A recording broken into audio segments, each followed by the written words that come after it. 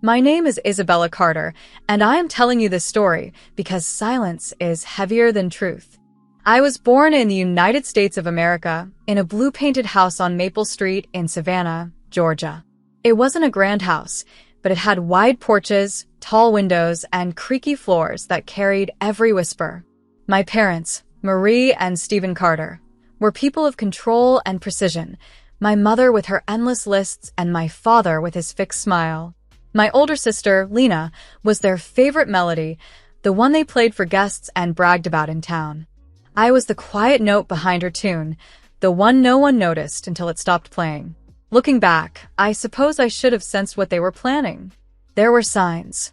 Hushed conversations in the hallway, the lawyer who visited twice that spring, the sudden kindnesses from Lena that didn't quite fit her face. But love has a way of blinding you when you want to believe you are safe. I was 27, working part-time at a small bookstore by the river, dreaming of traveling to Europe someday, of seeing London's fog and Paris's bridges. My parents told me one morning that they were taking us on a family trip, something simple, something coastal. I didn't question it. I packed light, 2 dresses, a sweater, my mother's old watch, and my journal. We left Savannah early in the morning. I remember the road unfurling like a ribbon, the scent of pine and salt growing stronger as we approached the coast. My father rented a small boat in a town near St. Augustine, Florida, and we sailed toward what he called a private retreat. The island came into view as the sun climbed higher, a strip of sand and palms with no sign of houses or people. I felt a strange tug of unease, but when I asked, my mother smiled too quickly. "Just for a night," she said. A little piece away from the world. When we reached the shore, they unloaded a few supplies, some fruit, a jug of water, a small tent, and then said they had to go back to fetch more. My sister kissed my cheek, her lips cold. "Don't wander off," she said. "We'll be right back." They never returned. Hours passed. The boat grew smaller on the horizon until it vanished into the glare. I waited on the beach until the tide rose and erased their footprints. The sun burned my shoulders, and I realized, slowly and horribly, that this wasn't a mistake. I was alone. The first night was the longest of my life. I built a weak shelter out of branches and palm leaves, listening to the endless hiss of the sea. My stomach twisted with hunger, but fear was stronger. I thought of home, the smell of coffee, the sound of my mother's heels on the floor, and tried to pretend this was a dream I could wake from. When dawn came, I cried until there was nothing left inside me. Days bled into each other. I learned to climb palm trees for coconuts and break them open with a sharp rock. I gathered rainwater in large shells and leaves. My hands blistered, my feet cracked, and my skin peeled under the relentless sun. I carved small notches into a piece of driftwood to keep track of time, 1 line for each day I survived. I counted 32 in total, though each one felt longer than the last. Nights were the worst. The island was alive in the dark, the scrape of crabs, the call of unseen birds, the whisper of waves that seemed to speak in my parents' voices. Sometimes I thought I heard a boat engine far away and would run to the shore, waving a branch, shouting until my throat went raw. Nothing ever came. I told myself stories to stay sane. I told myself I would return home, stand at the door of my blue house, and make them look at me, make them see what they had done. It's strange, but even in those desperate moments, I didn't hate them. Not yet. I tried to believe there had been some mistake, that maybe the boat sank or they were stranded somewhere else. It was easier to hold on to hope than to face the truth that my family had abandoned me for money. I whispered my own name to keep it from fading. Isabella Carter. I'd say aloud, Savannah, Georgia, America. Sometimes I added, "You will live." It became a kind of prayer. By the 3rd week, I was thin and sunburned, my clothes torn. I spoke to the wind like it was a friend. I built a small fire each evening with driftwood and dry grass, though keeping it lit was nearly impossible when storms rolled in. I started to dream about the past, the bookstore, my walks by the river, the man who used to bring me coffee and ask about the latest novels. I thought of Europe, the train rides I had planned to take, the old cathedrals I'd marked in my guidebook. I told myself that if I ever made it off the island, I would go. I would leave the ghosts of Savannah behind. On the 32nd morning, the sky was gray and heavy with rain. I almost didn't light my fire that day. I was too weak, too tired of hoping, but something in me refused to give up. I stacked the wood and sparked the flame. When the rain began, I shielded myself with my body, coughing from the smoke. Then, through the curtain of mist, I saw a speck moving on the water. At first, I thought it was another illusion. I blinked hard, heart pounding, but the speck grew larger, steadier. It was a boat. A small fishing boat with a chipped red hull. I ran to the shore, waving both arms, shouting until my voice broke. "Here, please." The boat turned, slowly at first, then faster, cutting through the surf. The captain was a broad-shouldered man with weathered skin and kind eyes. Jack Rivera, he said his name was. "How long have you been out here?" he asked, disbelief in his voice as he hauled me aboard. I couldn't answer. My lips trembled, my throat dry. His deckhand, Maya, wrapped a towel around me and handed me a cup of water. I drank in small sips, afraid it might vanish like a dream. Jack looked at me for a long moment, then said softly, "You're safe now." I cried then loud, shaking sobs that came from somewhere deep inside me. The sound startled even me. It was the first human comfort I had felt in more than a month. Maya brushed my hair from my face and murmured, "You're all right, sweetheart. You're going home." Home. The word felt strange on my tongue. I didn't yet know that my home was gone, that my family's greed had burned everything to ashes.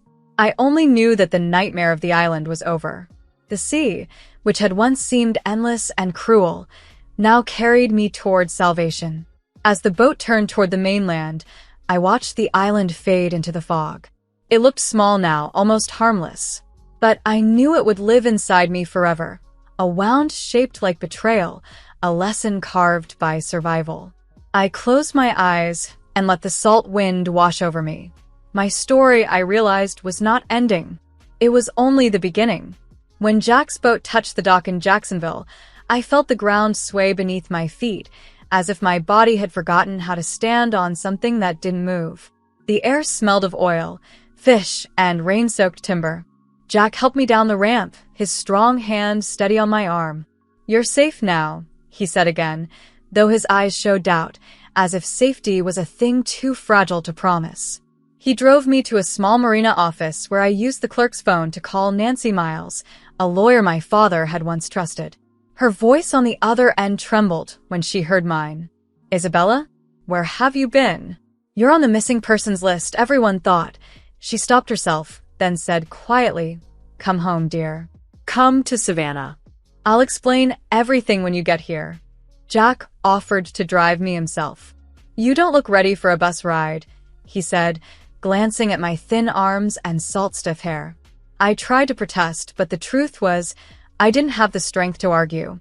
His old truck rattled like a tin can as we crossed the state line, the windows down to let the sea air in. We spoke little. I watched the highway blur past, gas stations, pine trees, fields of brown grass bending in the wind. At one point, Jack asked softly, "What'll you do now?" I said, "I don't know. I just need to see my house." He nodded once, as if that answer was enough. By the time we reached Maple Street, it was night. The streetlights cast weak circles of yellow over the wet pavement. The air carried a faint metallic scent, something like burnt wood. I didn't recognize it then for what it was. Jack turned off the engine, and silence fell like a weight. "You sure you're okay?" he asked. I nodded, my heart thudding painfully. I thanked him and pressed $200 into his glove box when he wasn't looking. Then I opened the door and stepped out into the dark. At first, I thought we had come to the wrong place. The house I had grown up in, the blue house with white shutters, the porch swing that creaked in summer, was gone. Only the brick steps remained, red and bare, leading up to nothing but air. The garden was black ash. The old oak trees stood like silent witnesses, their limbs heavy with soot. The air still carried the ghost of smoke. I walked forward slowly, each step sinking into soft gray dust. My breath caught in my throat. "Isabella?" A voice came from behind. I turned to see Peter Lang, our neighbor, holding a flashlight. His face was drawn and pale. "There was a fire," he said quietly, shining the light toward the ruins. 2 weeks ago. It spread fast, electrical, they think. "I'm so sorry, Isabella." "Who?" My voice cracked. "Who was inside?" He hesitated, then said, "Your parents. And your sister." The world tilted.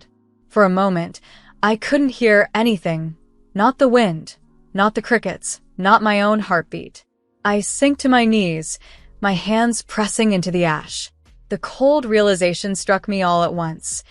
If I hadn't been stranded on that island, I would have been here. I would have died with them. My body trembled, torn between grief and horror. Somewhere deep inside, an old, buried anger began to stir. Peter stayed beside me until the first hint of dawn. He offered me a spare room, but I refused. I couldn't bear the thought of being inside someone else's house, not yet. I spent the rest of the night sitting on the curb, staring at the empty lot that had once held my entire life. The sky turned pale gray, and the smell of burnt wood faded into the scent of dew and morning.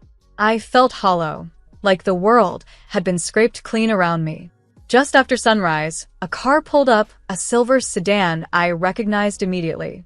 Nancy Miles stepped out, dressed neatly in a gray suit, her hair pinned back as if the morning's tragedy couldn't touch her.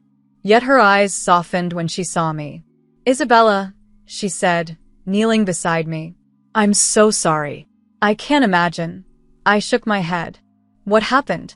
"The official report says faulty wiring." A spark behind the old piano ignited the wall. The fire spread fast. They didn't have a chance. Her voice faltered for the first time. Then she drew a breath. "But, Isabella, there's more you need to know. Let's go to my office." I followed her numbly, the seatbelt cutting against my ribs as we drove through Savannah's waking streets. The world seemed unchanged, people walking dogs, shops opening, sunlight glinting on church spires. But everything I had known was gone. Nancy's office sat in an old brick building by the river. The moment I stepped inside, the smell of coffee and paper hit me, oddly comforting after the raw scent of smoke. She guided me to a leather chair and poured a glass of water. "Isabella," she said gently, opening a folder on her desk, "your parents updated their will a few months ago. There are some unusual changes." She handed me a copy of the document. I read it slowly, the words blurring as my eyes filled with tears. The clause was clear. If Isabella Carter cannot be located or contacted within 30 days of the testator's death, all property and assets shall pass to their surviving daughter, Lena Carter. My hands shook. "So that's why they left me there," I whispered. "They wanted me gone long enough for her to inherit." Nancy didn't answer. Her silence was answer enough. "They tried to kill me," I said, the words tasting like metal. "They left me on that island to die." Nancy placed a steady hand on mine. "I don't know what evidence there is of intent, but the timing, the change in the will, it all fits too neatly. I've already started the legal process to transfer what remains of the estate to you. You're the sole surviving heir now." Sole surviving. The phrase echoed through me like a bell. My family's cruelty had destroyed them. If fate, or perhaps irony, hadn't stranded me apart from them, I would have burned in that house too. The thought made my skin crawl. I wasn't sure if I felt grief or grim relief. Maybe both. Nancy explained that most of the house insurance had been claimed already, but there were still the bank accounts, the stock portfolio, and the land itself. "It's all in your name now," she said. "Roughly $1 million in total value. You'll need to decide what to do next." I stared out her window at the slow brown water of the river, the reflection of sunlight moving like fire across it. I thought of the island again, the salt air, the hunger, the endless silence, and realized it had prepared me for this moment. I had already learned how to live with nothing. Money now felt almost meaningless. Still, I couldn't ignore the strange sense of justice in it all. My parents had tried to erase me for wealth, and now that same wealth sat in my hands. I didn't know what to feel. The world had balanced itself in a way that was both cruel and precise. As I left Nancy's office, the sun was high, burning through the last morning mist. Savannah bustled around me, cars passing, children laughing, the hum of life continuing as if nothing had changed. I stood at the edge of the street, clutching the folder against my chest. Behind me, the city carried on. Ahead, Maple Street waited, empty but mine.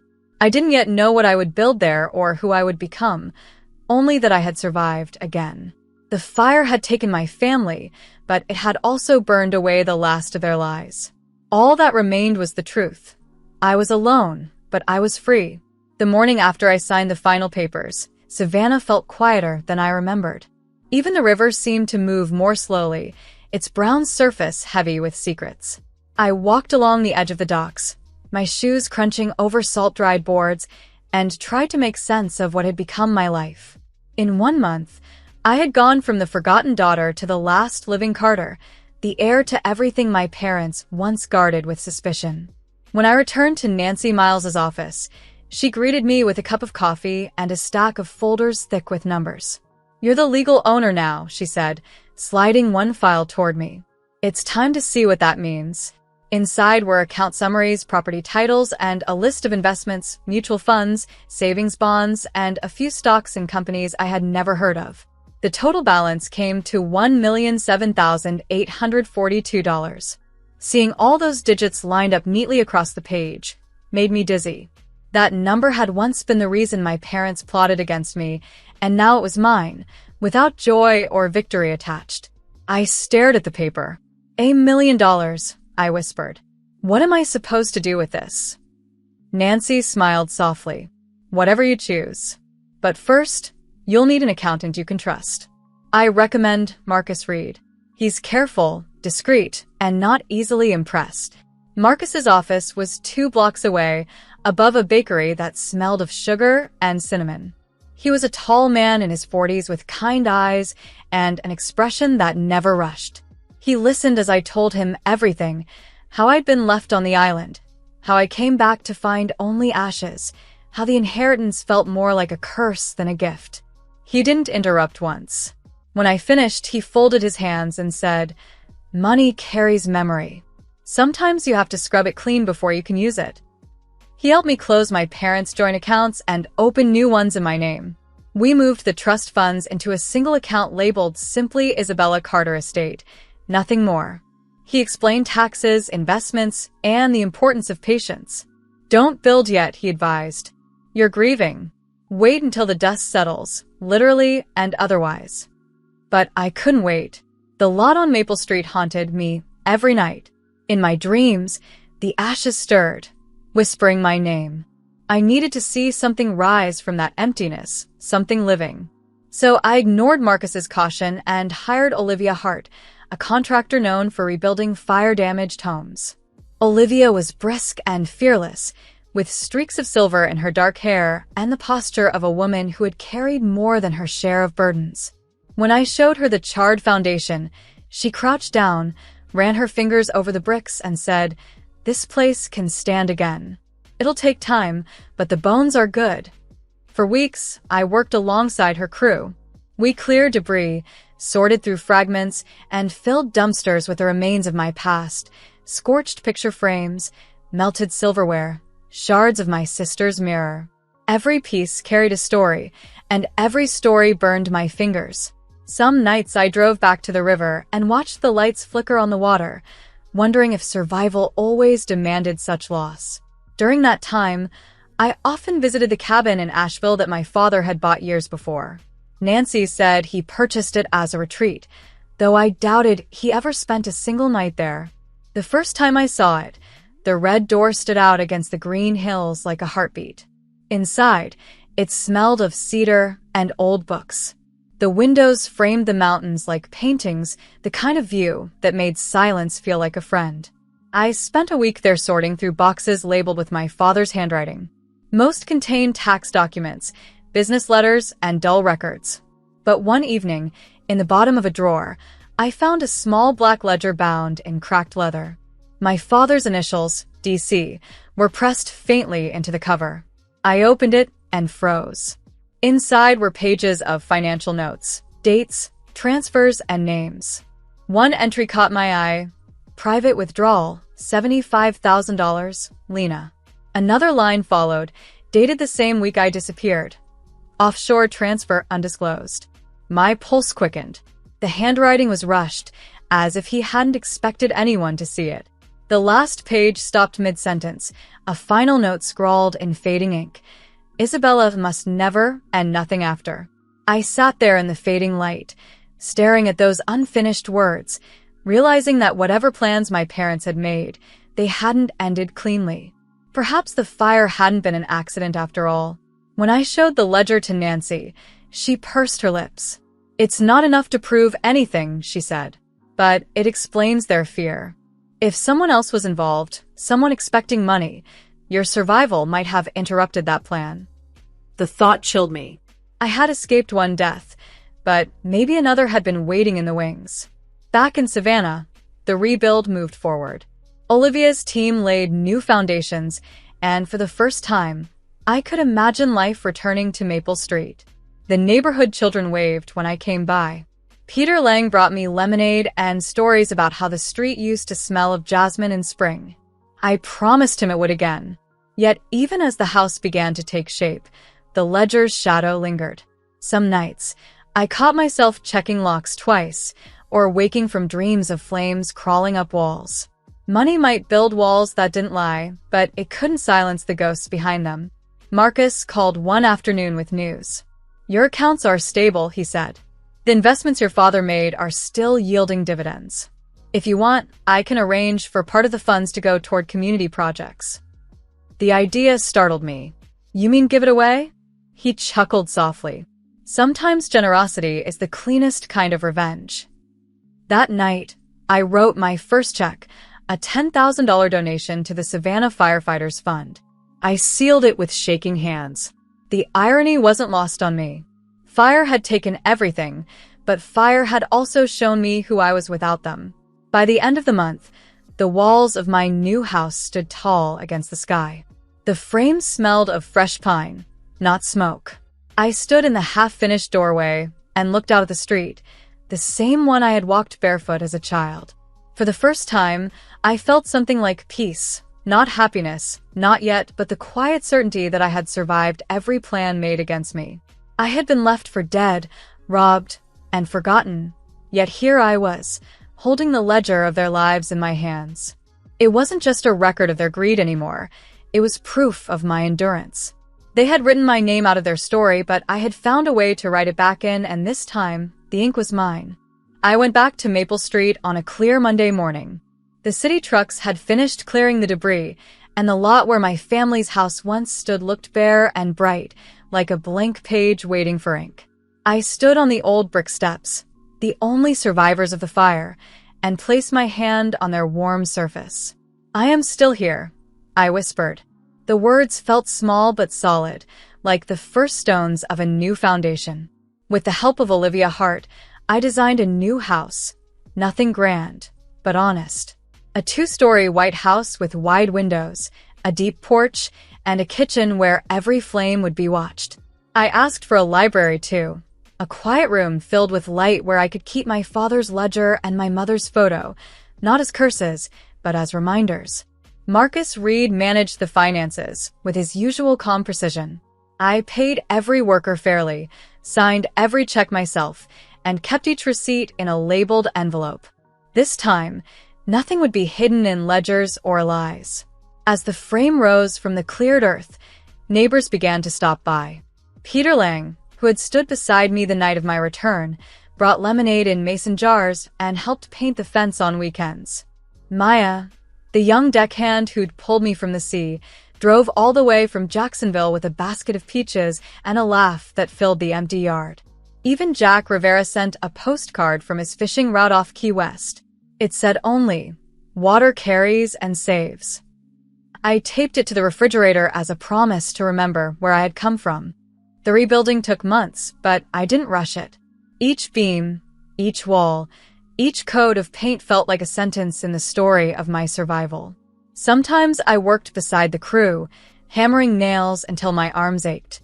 Other times, I sat on the steps at sunset and listened to the cicadas rising from the grass. Savannah summers are loud, full of sound and scent, the hum of life pushing forward no matter what it has lost.